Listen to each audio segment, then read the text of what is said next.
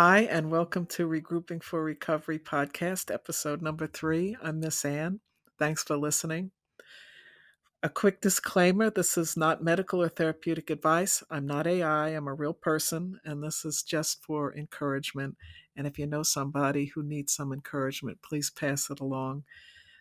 Also, please visit our website, regroupingforrecovery.com. That's regrouping the number 4, recovery.com. Read my blogs, buy the book, enjoy my book reviews, listen to the podcast. All of these are there to share. All of these are there for encouragement, and please pass them along.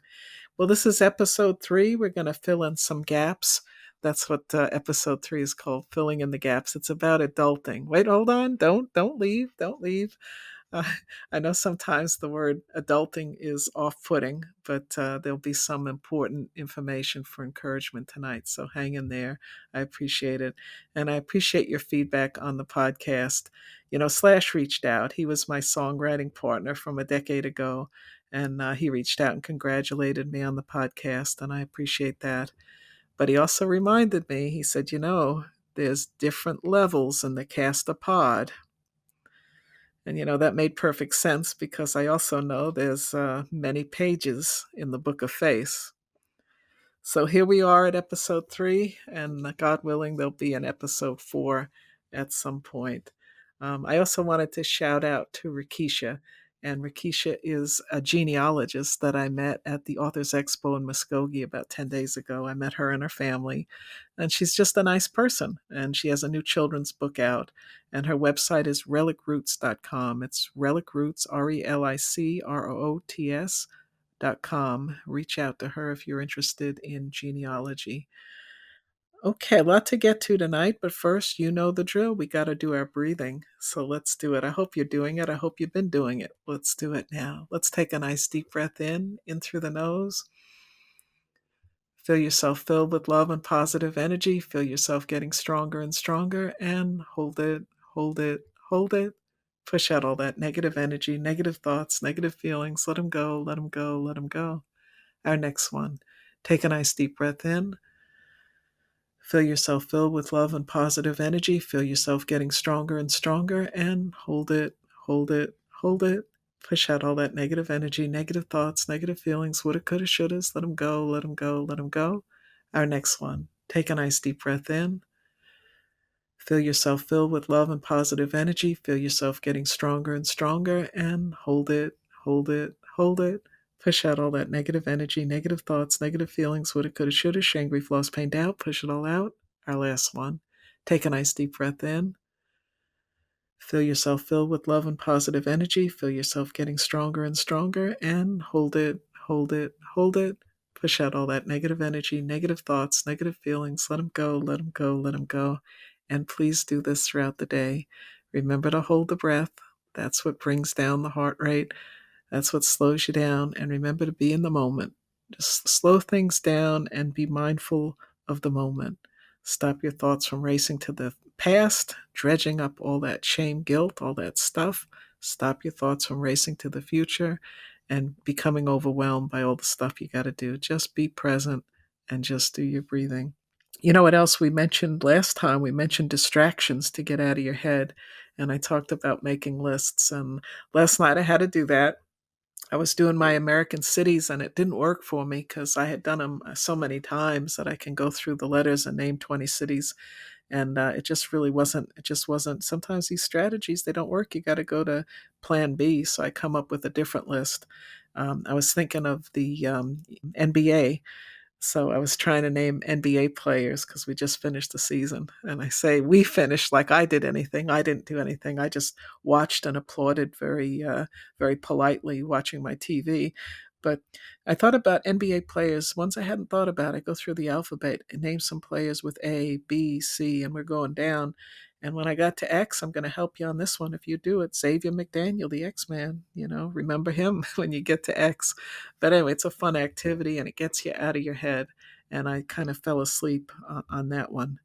But another one we were doing just as a family, we were looking at chicken restaurants. And, do they have red in the sign? I really think I moved to the South for the fried chicken. I really think that's why I come down here. But think about chicken chains, KFC and Chick-fil-A and Wingstop. You got those. And do they have red in the sign? How many chicken places can you name? And do they have red in the sign? That's something that gets you out of your head.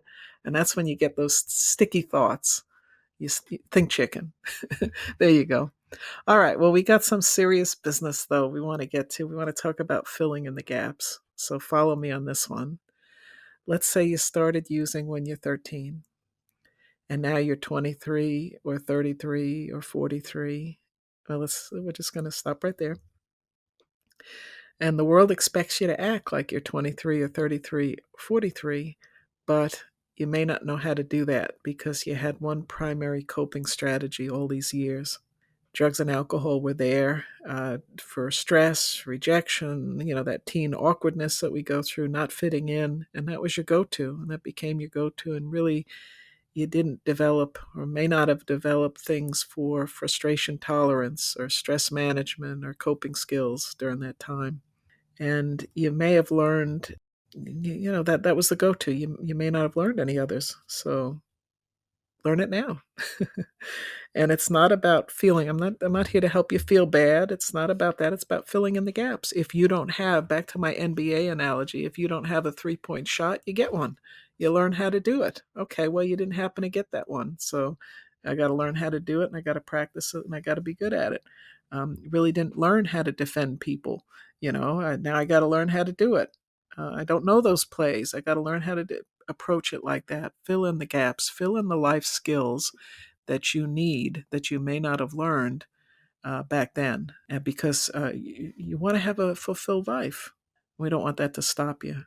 So look, I dropped out of high school when I was 16, and I thought I knew everything. You with me on that one?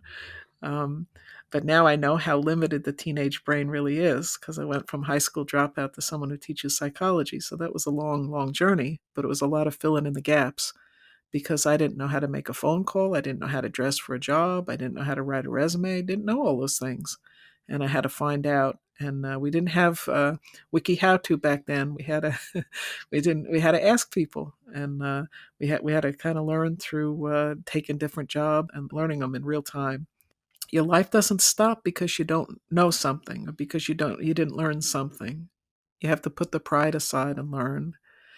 I'm thinking of this. This is something a philosophy teacher would probably say, as they sit there gazing at the ceiling. You don't know what you don't know because you don't know that you don't know. But if you did know that you didn't know, then you'd want to know what you didn't know that you didn't know. And I'd be sitting there saying, I'm paying for this. All right, let's break that down again. You don't know what you don't know because you don't know that you don't know.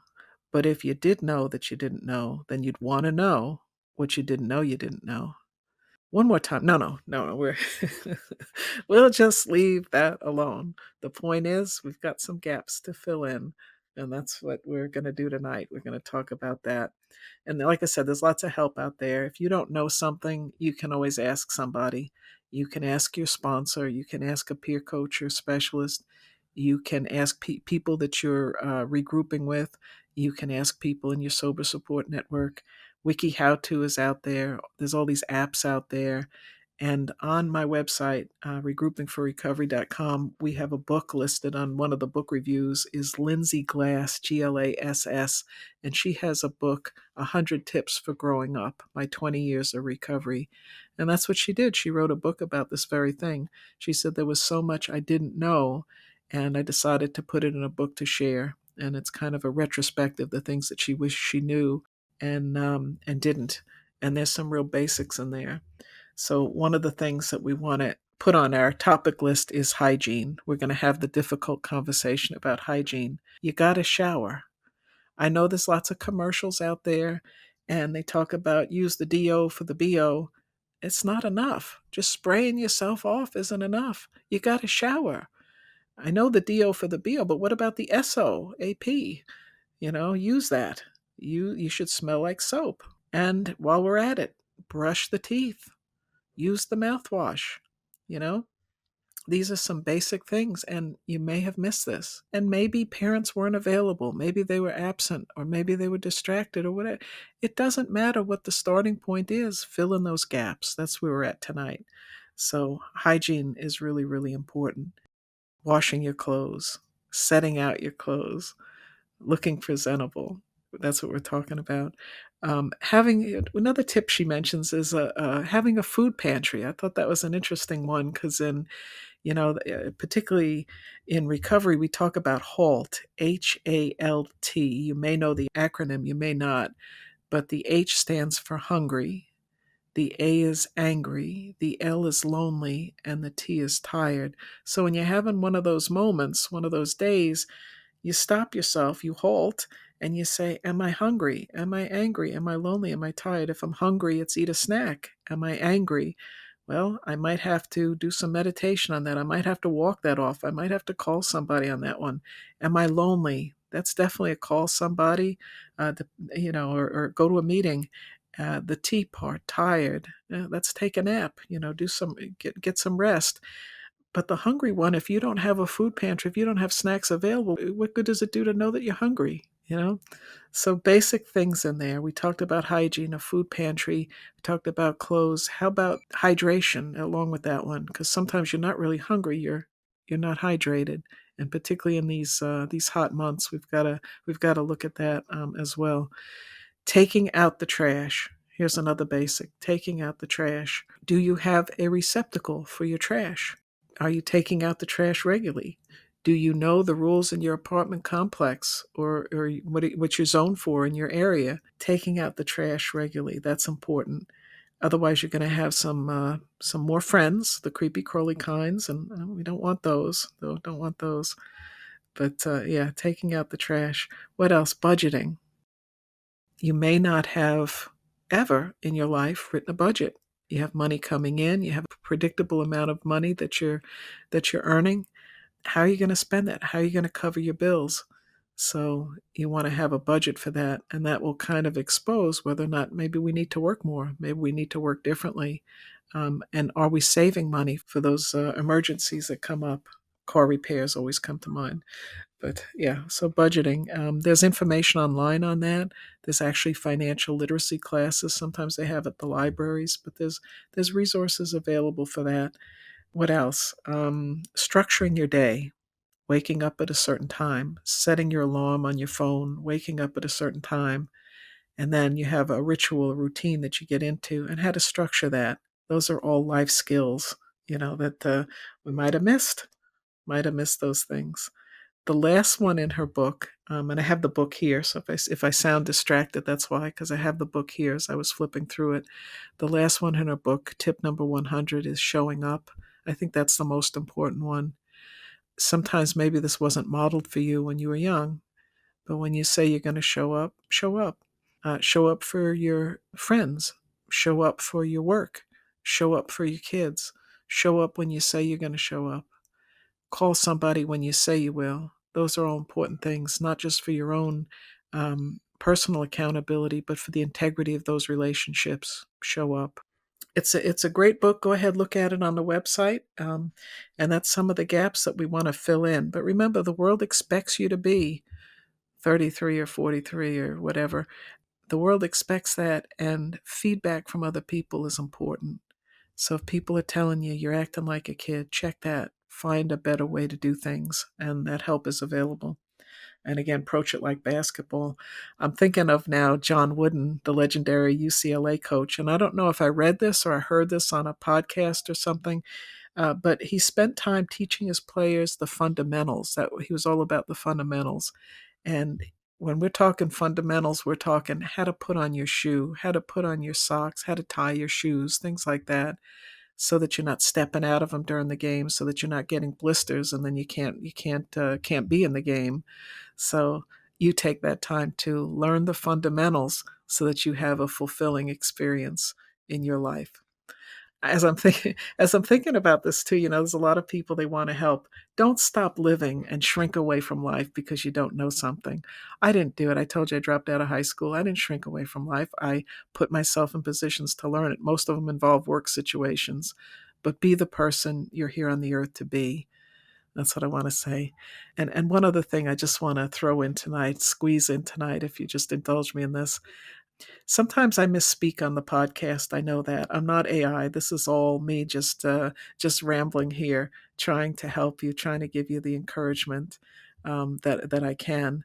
And sometimes I misspeak, and I just want to put that in perspective for you. I was actually quilting a couple of years ago with a dear friend, and I don't want to say that I know how to sew because I don't. I wasn't really doing anything other than tying the quilts, and I needed help for that because we had a bunch to tie. So that was my role in it. Was just tying pieces of yarn with knots. That's really all it was, and I needed some help, and he was willing to help me. So I had all this yarn laying out, and I don't know if we're doing a purple quilt with pink ties or pink quilt with purple ties or whatever it was, but it was color matched. And what does he do? He reaches over and he takes a blue piece of yarn and he starts tying it into the quilt. And I said, "What are you doing? We have it all lined up." And he looked at me kind of oddly and he said, "Don't you know the Navajo way?" And I thought he was speaking a foreign language and I had no clue what he's talking about. And then he explained it to me. He says, the Navajo way is that this is a deliberate imperfection that I'm pointing out here, I'm putting into this quilt. And he says that's done with any kind of tapestry, with any kind of art, with any kind of quilting that's done because there's only one perfect person, and that's the creator. So when we're imperfect, of course we are. Of course we make mistakes. Of course we stumble. Of course we splat every once in a while because it's only the creator that's perfect. So that was an acknowledgement of our imperfection. So I wanted to share that with you. Yes, you have gaps in your life and you can fix them. Yes, sometimes you're going to misspeak, like I misspeak every once in a while, and you might feel bad about it, but acknowledge too that we're imperfect, we're works in progress, and only the Creator is perfect. And I wanted to leave you with that. All right, you know the drill. We've got to breathe. We've got to do it now. Let's do this. Let's do our deep breathing one more time. Do your Tony Robbins if you remember. Go ahead and stand up in a power pose with your hands on your hips, and let's do this. That's supposed to give you confidence. I don't know. I won't put any. I won't take it for granted. I'll try it out here. That's what I'm doing. So I hope you're doing it as well. Let's do this. Let's take a nice deep breath in through the nose. Feel yourself filled with love and positive energy. Feel yourself getting stronger and stronger, and hold it, hold it, hold it. Push out all this negative energy, negative thoughts, negative feelings. Let them go, let them go, let them go. Our next one. Take a nice deep breath in. Feel yourself filled with love and positive energy. Feel yourself getting stronger and stronger, and hold it, hold it, hold it. Push out all that negative energy, negative thoughts, negative feelings, woulda, coulda, shouldas. Let them go, let them go, let them go. Our next one. Take a nice deep breath in. Feel yourself filled with love and positive energy. Feel yourself getting stronger and stronger, and hold it, hold it, hold it. Push out all that negative energy, negative thoughts, negative feelings, woulda, coulda, shoulda, shame, grief, loss, pain, doubt. Push it all out. Our last one. Take a nice deep breath in. Feel yourself filled with love and positive energy. Feel yourself getting stronger and stronger, and hold it, hold it, hold it. Push out all that negative energy, negative thoughts, negative feelings. Let them go, let them go, let them go. And please do that throughout the day. Hey, thanks for sharing your evening with me. I appreciate it. I'm sending peace and love, a silent intention of peace and love to you and your family tonight. Please send a silent intention of peace and love to your friends and family as well, and to someone who might be struggling. This is Miss Ann. This was episode 3, regroupingforrecovery.com. Thank you all.